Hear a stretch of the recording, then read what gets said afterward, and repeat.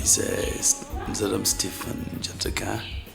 I am from Kumbu in Bui Division, and I am the eldest brother of two in the family, and I was born in 1966, and did my primary school at the St. Joseph's Primary School in Kumbu.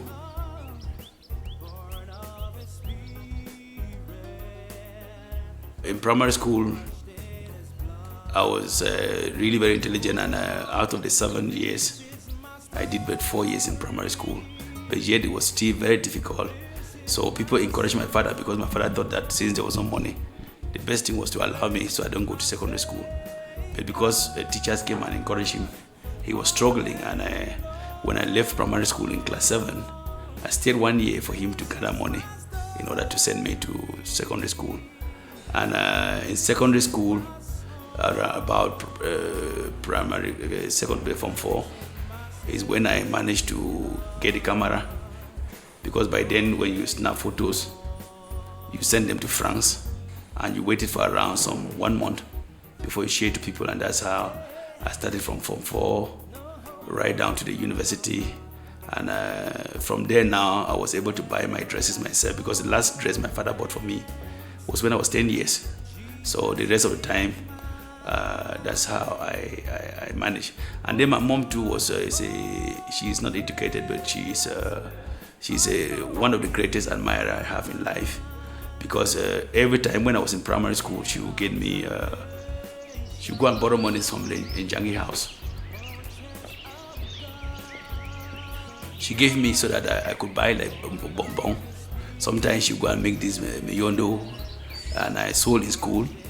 And the little that came from there is what I managed to buy, maybe my pant, buy a pen, and so on.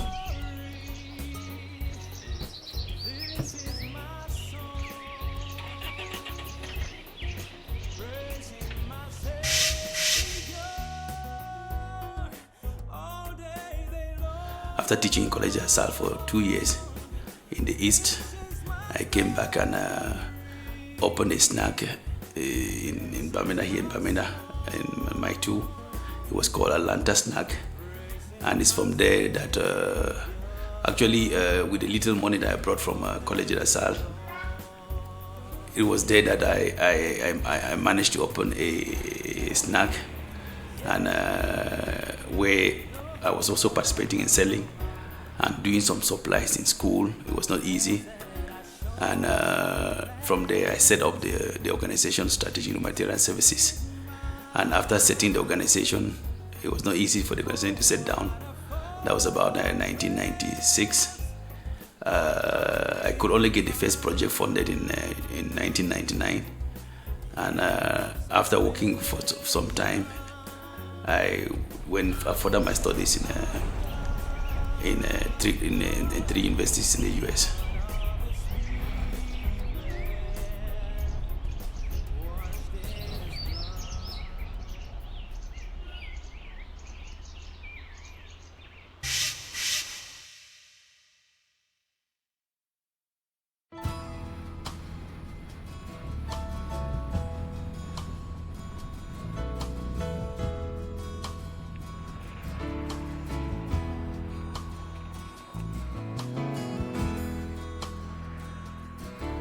So one of the programs of Shumas, because the overall program of Shumas is integrated sustainable rural development. Shumas does not believe in isolated. We believe in some sort of an integrated approach to development. So one of these main drivers, program that drives us to realize that goal, is the Women Empowerment Program, where because women play a very, very important role especially in rural setting. We try to build their capacity in group dynamics. We try to help them in microcredit enterprise, where we give them small loans and they get involved in productive activities. And then we also help them in micro enterprise development, trying to help them in small businesses like sheep and goat rearing, pig rearing, and so on. And once they have it now, they will try to pass on the hair of those animals to the other people. within their groups. So we've been doing that, and we've grouped them all into cooperatives. And we have about almost 100 women cooperatives around the country, and they're all involved in this project. And another project, our key project too, is agricultural program. We have, I think I would say, one of the most innovative farms in the world in Kumbu. It's called the Shumas Biofarm. And this farm actually have poor rural communities, leaders of women groups, leaders of youth farming groups that are not employed. It's helping them. And this center was established with assistance from this organization that I told you, Manos Unidas in Spain. And funding came from, part of the funding came from the eastern region of Spain called Extremadura.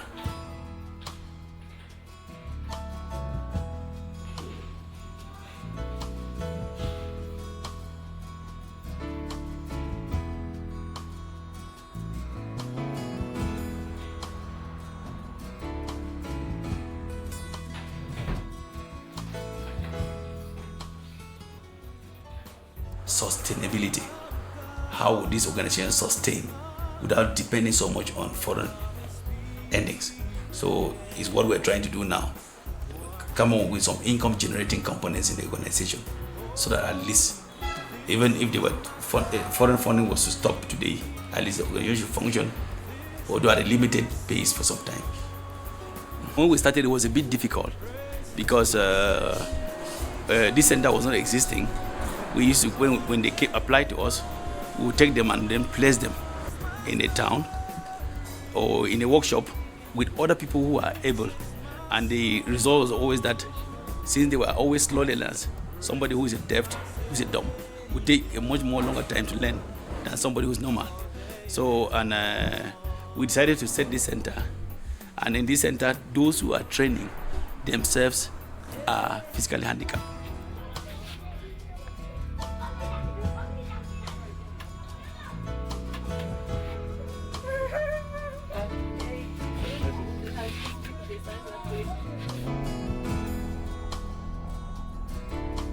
Yes, to benefit is very simple, because our target group is poor rural communities. So we make our application very, very simple. The first thing is that it's just a simple letter. You write an application to Shumas, stating the help that you want, showing a photo that is demonstrating the situation. For example, if it's a classroom, you show where the children are studying. If it's water, you show where you're drinking from. And then you get the local authorities, for example, the mayor, the technical service, and then they will sign. Because we have got a partnership with about 12 different ministries, ministerial department.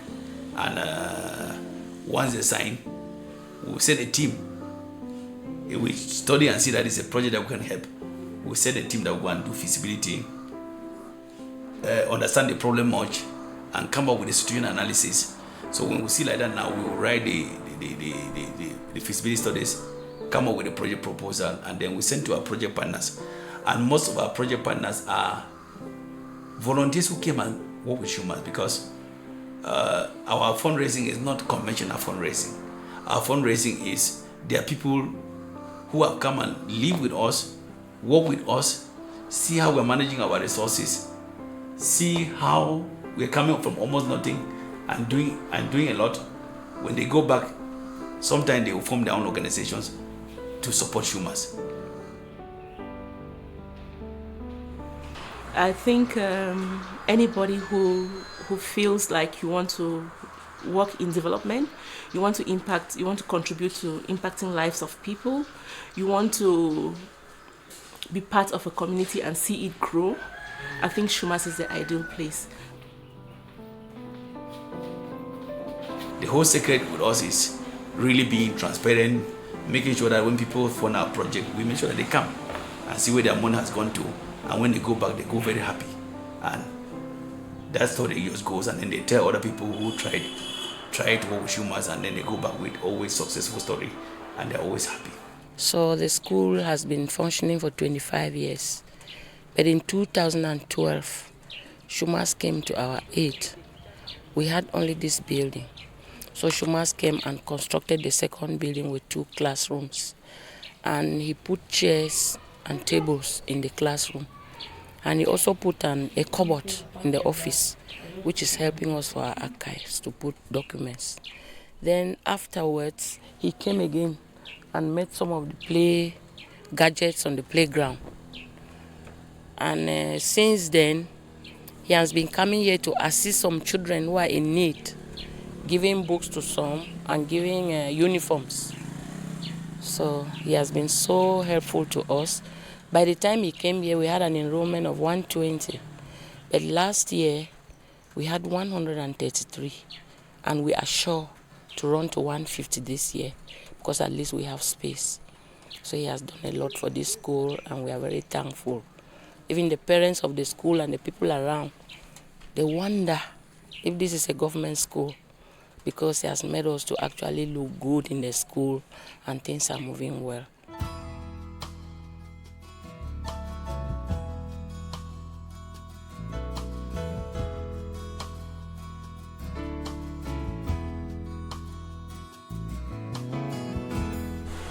We have a loan scheme. They give us money. They give money to the group. The group takes the money to their meeting points, then distribute the money to members as loans. So with that money, I think members do a lot with it. We do our farm works, we buy farm equipment, farm seeds, and so on and so forth.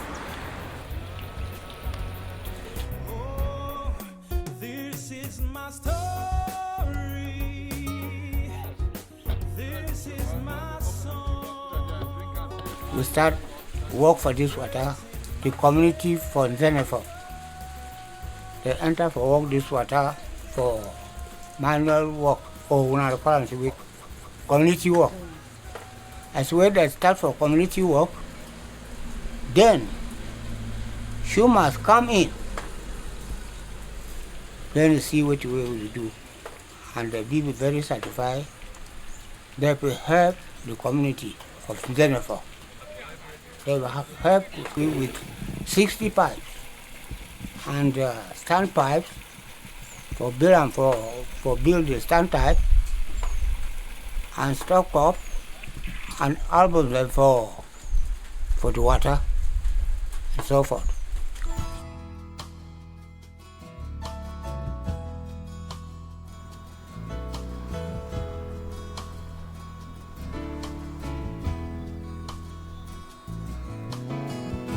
This is the Vocational Rehabilitation Center, and this is a center that trains young people who have physical disabilities of all sorts. The blind, the deaf, the dumb, the lame. When they come here, there are 7 workshops. We try to see which workshop that is compatible with their disability, and we train them. And when we train them for 2 years, we graduate them and help them with the startup capital. And I think we have trained already, we have had the 4th batch. And out of about 80 of them that were trained, and about 40 of them that were trained, 30 are doing very, very well. And as I said, we're going to visit about 1 or 2 of them, and you see the product of the center.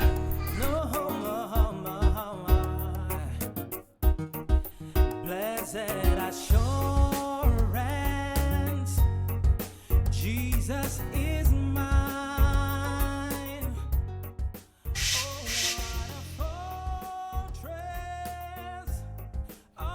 Here it's just my wife who works with me, and for my family.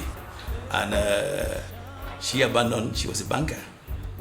And I remember for me, we just got married, and I told her, you're stopping your banking work, you'll be working with me.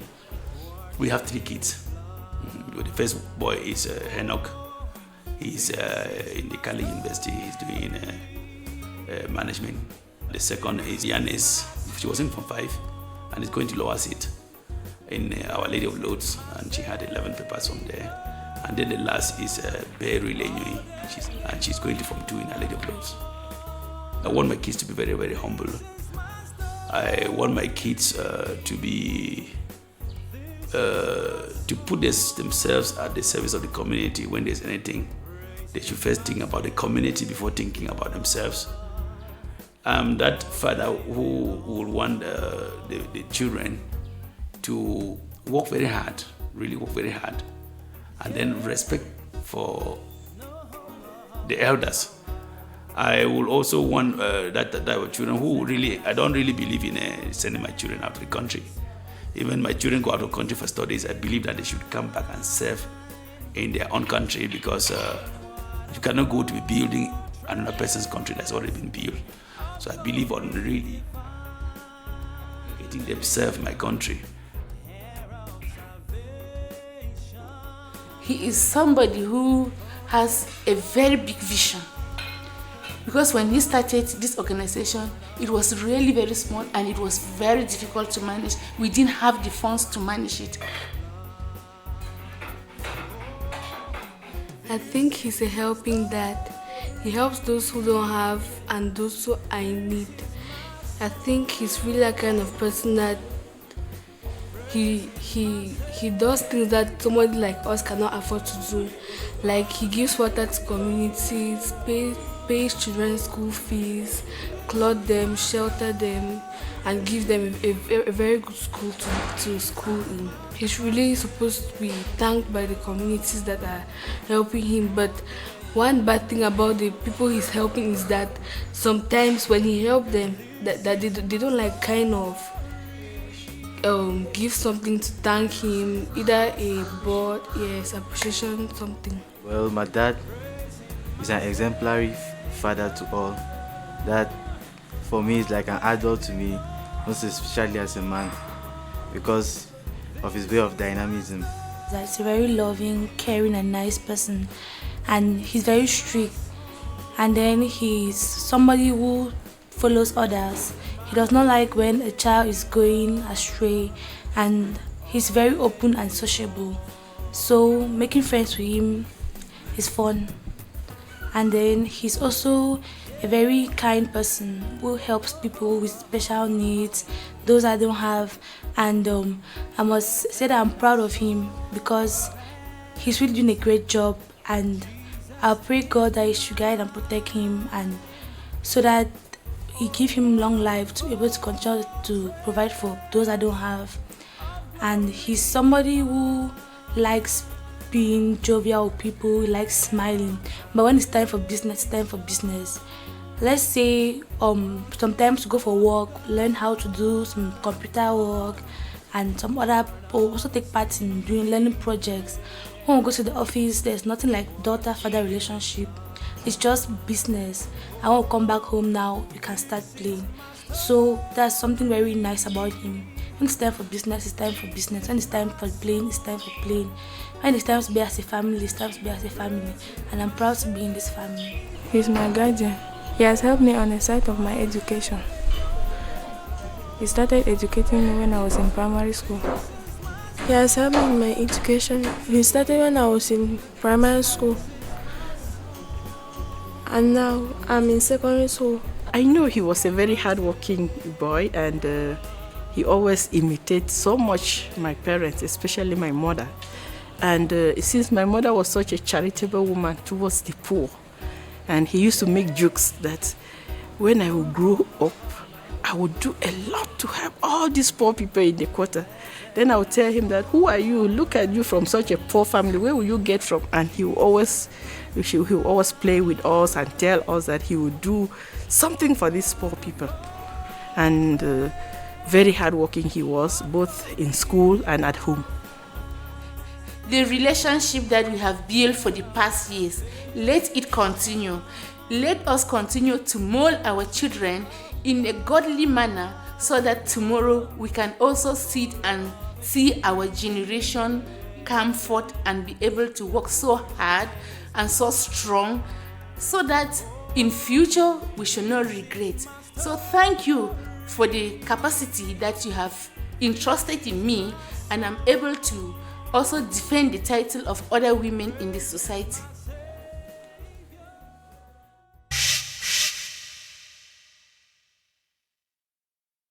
We had the love for God. we have that faith in God. And it was really serious because we went to Mass every morning. And that went deep down into our system. My junior sister is a nun. And me, myself, I was supposed to be a priest, just that she went first. And when my father presented me to the parish priest, he said, oh no, there are two of them. This one is going to the nun, let this one try a civilian life. But the background that my parents gave to us influences us so much. The faith in God, the belief in God, and of course, they set very high moral standing, which is right deep in us, and we still find it deep in us today. For example, I start my morning every day by going to church, and if I don't go to church, I have to pray, and I pray in the evening. And I'm personally somebody who believes that I think I have very, very, very strong faith in God. And I'm one of those people who don't believe in superstition. I don't believe in luck. I believe in hard work. I believe in faith in God, and everything will be okay.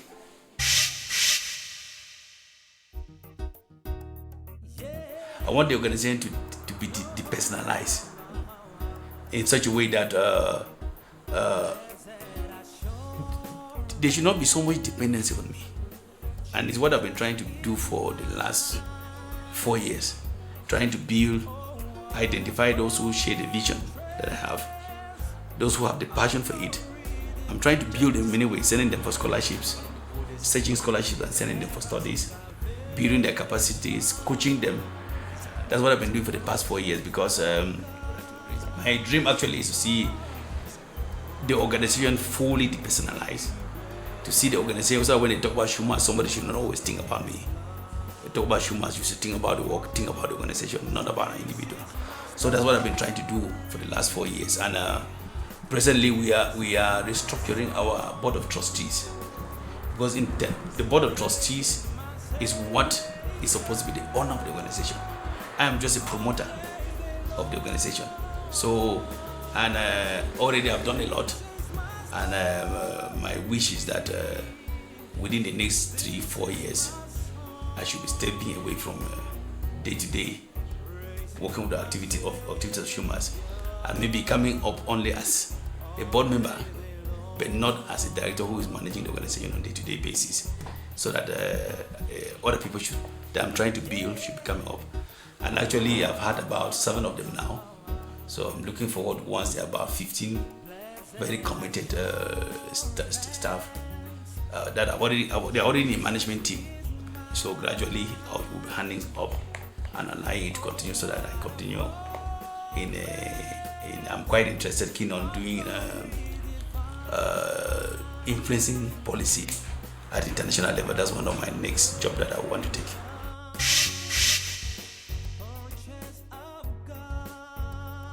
I'm also so deep in tradition. I am the general national president of the Sao people, and that takes almost 30-40% of my work. And I do a lot of consultancy on voluntary basis. There are so many church organizations that I actually help them freely. Like the nuns, there are so many nuns around the country, different congregations that help them in their projects, how to be along with their projects, how to fundraise for their different communities before even working for mine. I think where I succeed is because generally since I started nursing the idea of creating my organization in June 1996, I work at least 20 hours in a day, so I have maximum 4 or 5 days. When it's so good, I will sleep for 5 hours. But apart from that, I sleep on the average about 4 hours for the last 19 years.